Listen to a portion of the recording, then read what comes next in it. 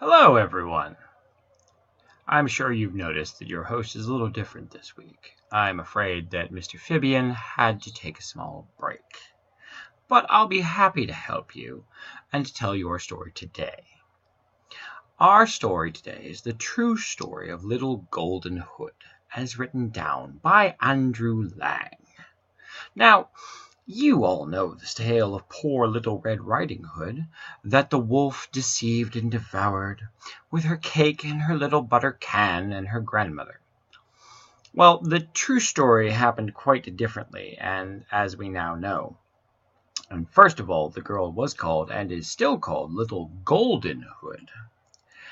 Secondly, it is not she, nor her great-grandmother, but the wicked wolf, who was in the end caught and devoured, because some of my cousins are silly and foolish and cannot figure out where the food chain lies. Now, please, listen. The story begins something like the tale you know. There once was a little peasant girl, as pretty and nice as a star in its season. Her real name was Blanchette, but more often she was called Little Golden Hood, on account of a wonderful little cloak with a hood, gold and fire colored, which she always wore. Now this little hood was given to her by her grandmother, who was so old that she did not know her own age. And it brought her luck, for it was made of a ray of sunshine, she said, and as the good old woman was considered something of a witch, everyone thought the little hood to be rather bewitched as well. And so it was, as you'll see. One day the mother said to the child, "Let us see, my little golden hood, if you know how to find your way by yourself. You shall take this good piece of cake to your grandmother for a Sunday treat tomorrow.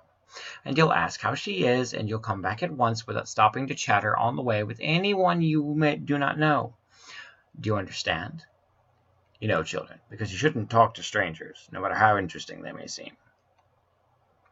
"I quite understand," replied Blanchette gaily, and she went off with the cake, quite proud of herself and her errand. But grandmother lived in another village, and there was a big wood to cross before getting there. At a turn of the road under the trees, suddenly cry out, "Who goes there?" "Why, Friend Wolf, of course." He had seen the child start out alone, and this villain was quite waiting to devour her, when at the same moment he perceived some woodcutters who might observe him. Because, children, when you're committing a crime, witnesses are bad. He changed his mind. Instead of falling upon little Blanchette, he came frisking up to her like a good doggo. "'Tis you, my nice little Golden Hood," said he. So the little girl stops to talk with the wolf, who, for all that, she did not know in the least. Very important, children. Don't talk to strangers without your parents around. "You know me, then," she said. "What's your name?" "My name is Friend Wolf. And where are you going thus, my pretty one, with your little basket on your arm?" "I am going to see my grandmother, and to take her a good piece of cake for her Sunday treat tomorrow." "And where does she live, your grandmother?" "She lives at the other side of the wood, in the first house in the village near the window, don't you know?" "Ah, yes, I know it now," said the wolf. "Well, that's where just I am going. I shall get there before you, no doubt, with your little bits of legs, and I'll tell her you're coming. Then she'll wait for you." Now, children, you should never tell a stranger where you're going, or how you're getting there, or who you expect to meet when you get there. Thereupon the wolf then took off through the woods, cutting across the wood, and in 5 minutes arrived at grandmother's house, because wolves know the woods very well. It's our job. He knocks at the door. Tick-tock, tick-tock. No answer. He knocks harder. Knock, knock, knockety knock. Nobody's answering. Then he stand up on end. He put his 2 forepaws on the latch, and the door opened.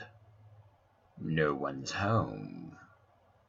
Now, breaking and entering's bad, but wolves don't always know that until we learn. So, foolishly, the old woman had risen early to sell herbs in town, and she'd gone off in such haste that she'd left the bed unmade, and with a great big nightcap on the pillow. "Good," says the wolf to himself. "I know just what I'll do." He shuts the door, and he pulls on the nightcap down to his eyes, and he lays down all his length in the bed, and he draws in the curtains. Because dishonesty is a thing, and lies flourish in the shadows, my children.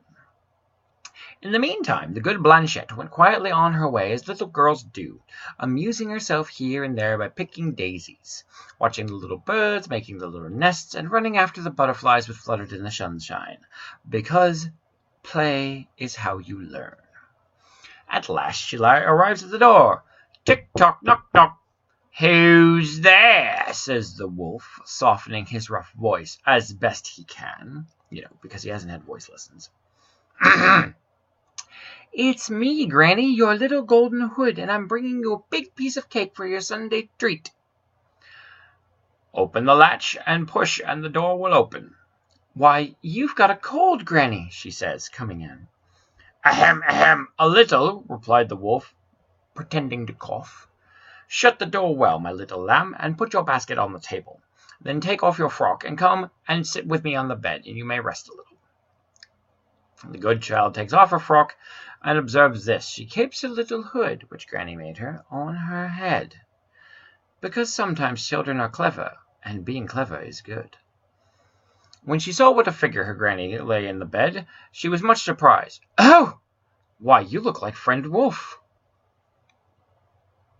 "That's on account of my high nightcap," says the child, replies the wolf. "Oh, what hairy arms you have, grandmother! All the better to hug you with." "Oh, what a big tongue, grandmother! All the better for answering." "Oh, what a great mouthful of white teeth you have! And that's for crunching little children with." And the wolf opened his jaws wide to swallow Blanchette. But she put down her head, crying, "Mamma, mamma!" and the wolf only caught a hold of her hood. Thereupon, oh dear, he draws back, crying and shaking his jaws as though he'd swallowed red-hot coals. It was the little fire-colored hood which had burnt his tongue right down his throat. That little hood, you see, was one of those magic caps that they used to have in the stories for making oneself invisible or invulnerable or on fire. So there was the wolf with his throat all burnt, jumping off the bed and trying to find the door, and howling as if all the dogs of the country were at his heels. At this moment, grandmother came home, returning from town with her long sack empty over her shoulder. "Brigand!" she cries. "Wait a bit!" She quickly opens her sack wide across the door, and the maddened wolf sprung in head downwards. And snap! Like that, he is caught, swallowed like a letter in the post. For the brave old dame shut her sack, and so she runs up and empties it down the well, where the vagabond, still howling, crawls and falls and tumbles and is drowned, splash, in the water. Because that was wise. You don't want to poison your well water, but wolves, apparently. "Scoundrel, you thought you would chew my little grandchild. Well, tomorrow we shall make her a muff of your skin, and you yourself shall be crunched, for we will give you to the dogs." Thereupon grandmother hastened to dress poor Blanchette, who was still trembling with fear. "Well," she said to her, "without my little hood, where would you be now, my little darling?" And to restore heart and legs to the child, she made her eat a good piece of the cake, and drink a good draught of cider, after which she took her by the hand and led her back to the house. And then who was it who scolded her when she knew all that happened? It was mother. Because you shouldn't talk to strangers. Blanchette promised over and over again she would never stop once more to listen to a wolf, and so that at last mother forgave her. And Blanchette, the little golden hood, kept her word, and in fine weather you might still see her walking the fields, or perhaps on a trail in the wood, in her little golden hood, the color of the sun. But to see her, you're going to have to get up early. Now, what did you think of that story, my children? Was it good and interesting? Did you perhaps learn something about not talking to strangers? I'll talk to you again later.